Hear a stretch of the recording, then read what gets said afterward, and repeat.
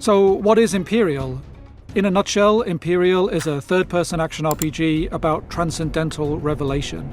The game begins with your arrival on an unexplored planet to join an expedition that's discovered a monolith built by a lost ancient civilization. And so you are immediately presented with these grand questions. Why is it here? Who built it?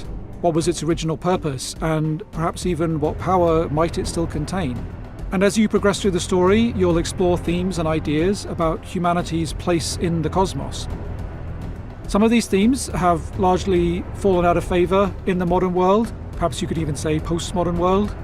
Things like duty, sacrifice, a tragic view of life, a sense of civilizational impetus, the idea that humanity is on a journey through history and that there is a meaning and purpose to that.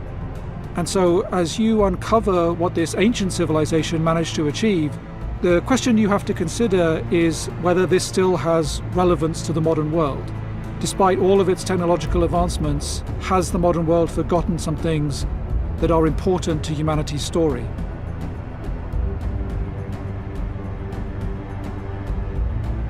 To begin your journey towards these discoveries, you will of course first need to make your character.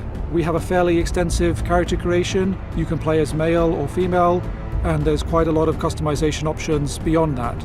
When you're happy with how you look, then you select a background. So this is not a hugely important decision, honestly, because the equipment that you get as part of the background you choose is going to be replaced as you play the game, but it does give you a little bit of flavor to begin the game with.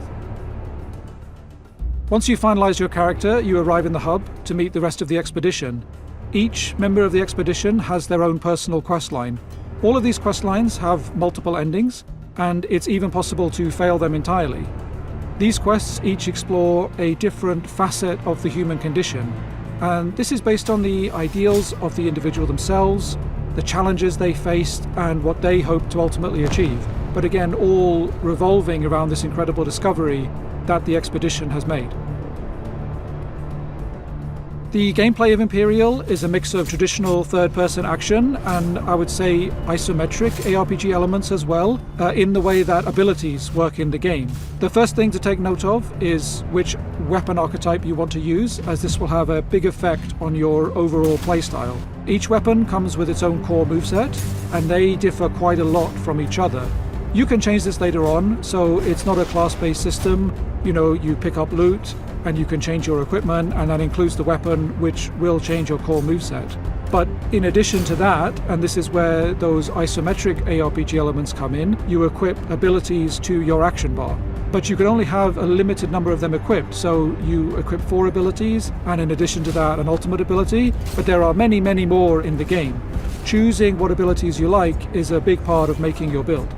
Other aspects of character progression and making your build is of course finding new equipment, which is the main way to increase your stats or gain new stats. So there is a strong RPG aspect to the gameplay, but there are skill-based elements as well.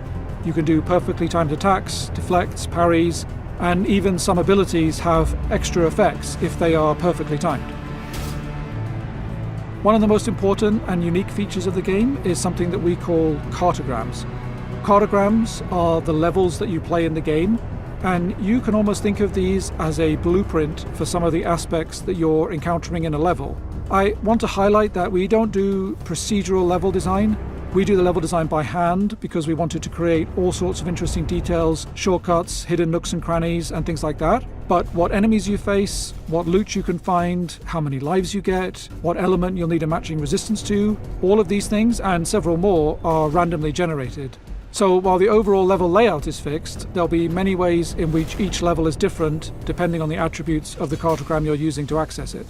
One of the key things that is decided by the cartogram is the loot table of the boss, which means you can somewhat target the items that you're going for. There's still an element of chance to this. A boss might only drop 2 out of a possible 4 items in a loot table, as an example, but it does give you some ability to direct your playtime towards the goals and rewards that you have in mind.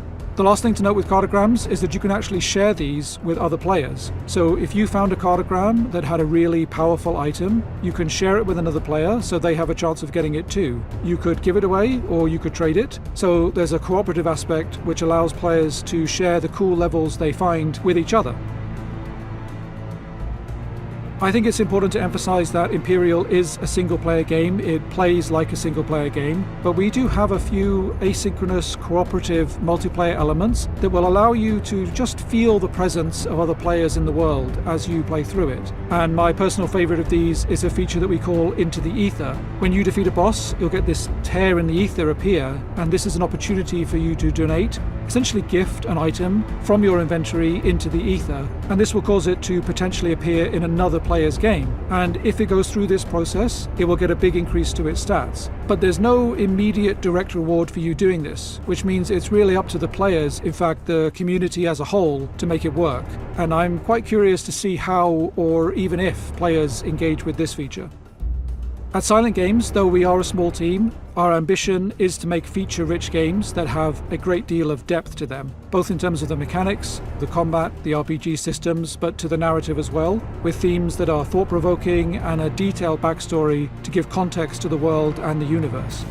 Our hope for this game is, maybe it almost sounds too obvious, but we hope players enjoy it for what it is, a single-player RPG experience with a thought-provoking story, with a lot of RPG mechanics and systems that you can really get stuck into, playing around with these systems to make interesting builds, and with a pretty substantial endgame to try those out in. If people play through the game, they enjoy that experience, they may be a bit surprised about the amount of depth there is to the game and the size of the endgame. We have a fully fleshed out New Game Plus, for example, with some features that are exclusive to New Game Plus even.